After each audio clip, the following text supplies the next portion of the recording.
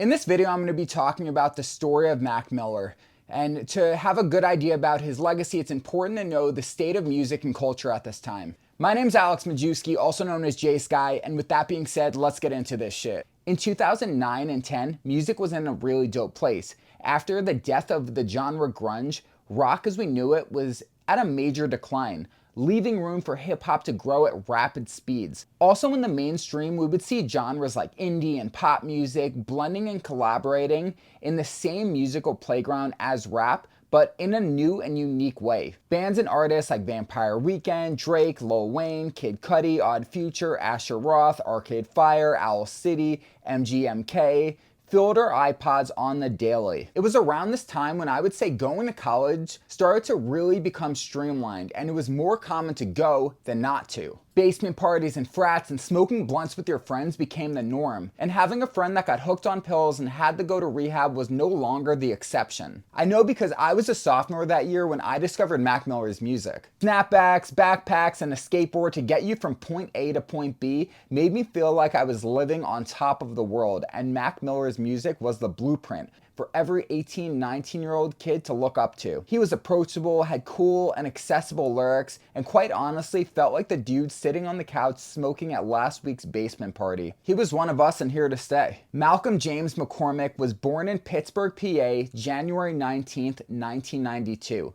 His mom was a photographer and dad an architect. He also has an older brother. It's no surprise with such creative parents that exploring his artistic side was encouraged and just second nature. Although he grew up in a Jewish household, his parents sent him to Catholic grade school. They believed it would provide better opportunities for his education and then passion for playing sports. Mac was never a school-oriented person, but always thrived socially as he was very outgoing and often the class clown. He began teaching himself multiple instruments from piano to guitar, drums, and bass from an early age. At about like 6, he quickly aspired to be a singer-songwriter. Same. But since he didn't have the natural vocal ability, he was given some pushback when singing, and it discouraged him, but just for a little bit. He listened to a lot of Beastie Boys, Lauryn Hill, Tribe Called Quest, and Outkast. By middle school, he started giving up on his dreams and smoking weed, until one day, in his friend's attic, he started freestyling. Soon after, this started being a regular thing, and his friends pushed him to record on some old gear they had lying around the house. It was then when Mac started taking music seriously. The encouragement from his friends and his ability to rap was such a natural progression, giving his dreams of being an artist a new perspective. It was then when he knew that he could make his dreams a reality. This is before you could just buy or download a beat on the internet like BeatStars, and the point of entry to make an original beat was a lot more expensive and required a lot more skill. Mac was using instrumentals from producers like The Alchemist and DJ Premier to spit over.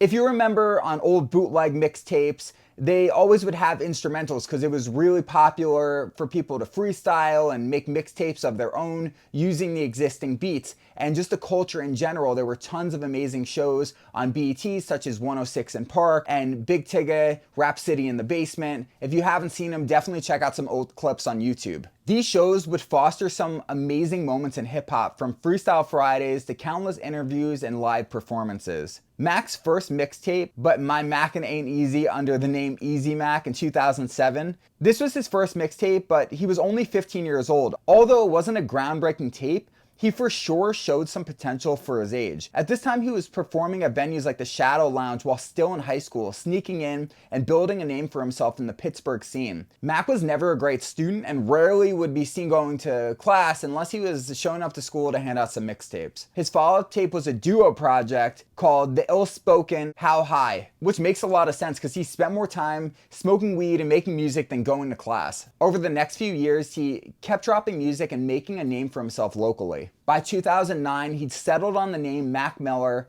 and released a tape called Juicebox. What's special about this tape is he has a talking segment in the intro where he talks about the music in his life and he has no backup plan, really connecting with people while being honest and authentic as a human and an artist. It's around this time that he starts working at ID Lab Studios in Pittsburgh and connects with the producer Big Germ. Mac started recording there a lot, where he took a lot of time to develop and hone his craft and learn a ton. This is also where he connected with Wiz Khalifa, who they both went to the same high school. Even though Wiz is a few years older, they had common ground based on their music and the fact that they're from the same place. Wiz was signed to Rostrum Records, owned by Benji. Although Benji would give Mac advice from time to time, he wasn't interested in signing him just yet, so he ended up signing with Rostrum Records. By Mac's third solo mixtape titled The High Life, Wiz Khalifa featured on it, and it was a big project that he started gaining real buzz off of, enough that Rostrum Records wanted to sign him. Despite being approached by some bigger labels, he decided to stay local. Around this time, he started working on K.I.D.S, Kicking Incredibly Dope Shit is what it stands for, with a lot of audio clips from the 1995 movie K.I.D.S. If you haven't seen it, it's gonna like twist up your brain. It's about some city kids who are just smoking blunts and being ruthless all around New York City, and it's just really showcasing HIV in America, and it's a pretty fucking scary movie. I watched it in college, and low-key I wish I did not, because it like kind of ruined my fucking semester. This tape includes singles such as Koolaid and Frozen Pizza, Nike's on My Feet, Poppy, which is a song that I've always connected with so much because I called my grandfather Poppy, and he was really just someone I looked up to my whole life. I actually have him tatted on my arm. The song The Spins, The Senior Skip Day. This record always felt like a classic to me, even when it was new. Amazing samples from Nas to Lord Finesse, Owl City, Empire of the Sun. This infusion of 90s hip hop and current indie music made for a great recipe that was well received by fans and critics, putting Mac Miller on the map in a major way. Then his debut album, Blue Slide Park. He landed the incredibly dope tour, then had 2 more tapes, Best Day Ever and I Love Life. Then 2011, he was on the cover of XXL. The critics really didn't like it, and they were talking a bunch of shit, saying that he was a college rapper and his rhymes were corny.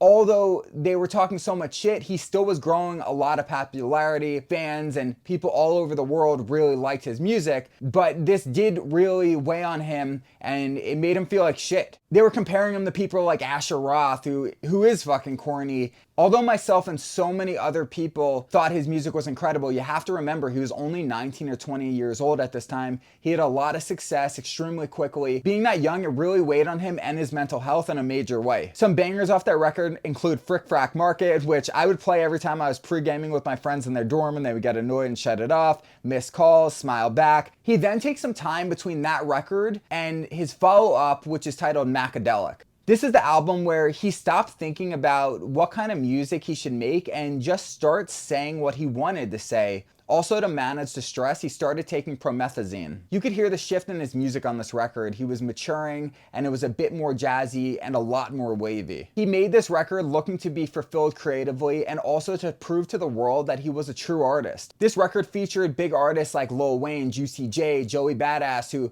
I had the privilege of being on set with a couple years ago. Shit was super dope. Followed up by watching movies with the sound off. With some new sounds mixed, he continued the role with the deep boom bap undertone. He isn't trying to make hits, it's just good music in my opinion, and Objects in the Mirror, which to me feels like an underdeveloped glimpse into the future of his music that you would later hear on records like Swimming and Circles. Then 2014, he got the call to do a reality show, Mac Miller and the Most Dope Family, which is a documentation of his life, friends, and making music. Next, Mac leveled up in a major way, going from working with a small indie label to signing a deal with Warner Music Group. It was from here that his life was bound to change. With his life going so well, you would think it would be nothing but smiles, but he was constantly battling with his sobriety and depression. I just want to say that just because what someone's life appears to be on the outside, it really has nothing to do with the way they feel inside. And when people are abusing and addicted to drugs, it affects them in so many ways. It doesn't always have to do with what's going on around you or the people that are in your life, but it's the demons inside that really take advantage of you. And that's the scariest thing, and I'll address it later on in the video, but I just wanted to stop and say that for a second. His debut major release was with the record Goddamn. There's a couple bangers on that album, and you can really hear that the production value went up a lot with his new resources working with Warner Music Group. Some of my favorite songs include Rush Hour, 100 Grandkids, and the song Weekend featuring Miguel. The follow-up record was The Divine Feminine, where everything truly changed for him. I loved him as a human and so much of his music from when I discovered him in college, listening to K.I.D.S and Best Day Ever, but this album is truly when he started getting the respect and acknowledgement as an artist that he was looking for. This record included some of the biggest names in hip-hop and R&B, Anderson .Paak, his second collaboration with Kendrick Lamar, who was literally on top of the world, winning 5 Grammys that year with his record To Pimp a Butterfly, as well as collaborating again with his longtime friend and now girlfriend, Ariana Grande. In 2018, Ariana Grande broke it off with Mac, and he soon after crashed his car and got a DUI. Things were not doing so well with him, and Ariana was kind of the glue in his relationship, holding things together, and when he lost her, his drug abuse and mental health went from a 10 to like a 20, and things were just not doing that well. He was self-aware of it, and he did say this quote to The Fader in 2018. They both loved each other a lot, and she claims that she was holding him together in many ways and just couldn't deal with his drug addiction anymore. They had a really toxic relationship. In 2018, Mac told The Fader he'd rather be a corny rapper than a drugged out mess who can't get out of his fucking house, but he does hate being sober. He clearly didn't want to struggle anymore, but seeking the right help is easier said than done. As much as I don't want to admit it, drug addiction is a disease. Whether you're born with it or not, once you get hooked on drugs, it is something that technically takes over your body in the same way an uncontrollable disease does. So just keep in mind that just because you're rich, famous, and have everything that you could possibly want in the world, it doesn't make you happy, healthy, and it doesn't mean that you're in control of drug addiction or things that could potentially take your life away from you. Then he drops the album Swimming, which was another successful album, charting at number 3. With songs like Self-Care, you could start to see Mac's mental state shift. The concept of the album was trying to swim away from his broken heart versus trying to drown them. To me, this really feels like a metaphor for escapism or abusing drugs more. Oftentimes, depression, mental health issues, and drug addiction all work hand in hand at creating a world that simply feels like it's too difficult to exist in. Not saying that good art can't come from it, but we've all seen throughout history, time and time again, that this is a recipe for disaster. Leading up to Mac's tragic death in 2018, he wasn't only working on just one of the greatest pieces of music yet, but an album that he wouldn't live to release. The theme of Circles included the journey to closure and acceptance on oneself, along with themes of falling back into old habits and tripping over past mistakes, running in the circles. If this wasn't a big red flag, then I don't know what was. To me, and I'm sure to so many of you as well, Mac Miller is such a true artist with a heart of gold. He just has a nature about himself. Even though he was depressed and had all these demons, he was always smiling, and he seemed to kind of just be the life of the room, the light of the room. And although we lost him, I do believe his music has influenced so many people and will continue to for years to come. I want to bring awareness to drug addiction, to mental health. If you have friends or you're dealing with it yourself, it's important to speak up and seek out the help. You need a support system. You need people around you that are going to help you, because it's not something that is easy or sometimes even possible to do strictly on your own. I have a lot of friends, and also just my mom, who I've lost and struggled with mental health and drug addiction issues. This is the story of Mac Miller. If there's anything I left out that you think is worth mentioning, please let me know in the comments. Let me know what you think of the video. I appreciate everyone for tuning in. I've been a huge fan of Mac Miller. He's influenced me and my music and just my life in general. I'll continue listening to him. I want his legacy to continue, and I hope this video serves it well. My name's Alex Majewski, also known as J Sky. Please subscribe to the channel, follow me on Instagram, and I'll see you guys next week. Peace. I never take a day off, work around the clock, my engineer getting paid off. Rap like ASAP, light the weed and take off. So high, cannot see Adolf. Now I got these rappers all breaking off a sweat, cause every time I get up on the mic I come correct, and I learn it from the best. Always dressing something fresh, looking for a low dime, big butt and nice chest. Yes, they heard I used to rock Yes, but now I'm rocking clothes that ain't in the stores yet.